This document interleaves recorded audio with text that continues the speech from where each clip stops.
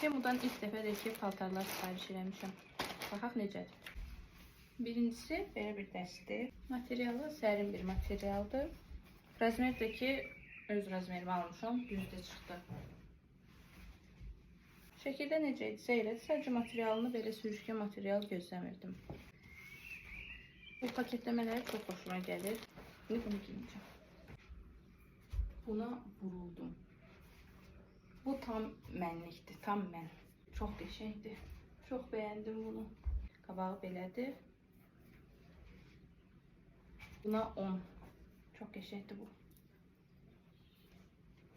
Burada tək bluzdur. Dəst deyil. Belə tək qollu bluzdur. Üstündə də göstərim. Bunun özü deyəsən bir tərəfi uzundur, bir tərəfi qısa. Bu da belə. Çox bəyəndim, çox qəşəngdir. Sadəcə bunda razmer böyük gəlib. Bunun beli yığılsa olacaq, qəşəng. Ya da bəlkə kəmər də vurmaq olar belinə. Buraları da rezinlidir.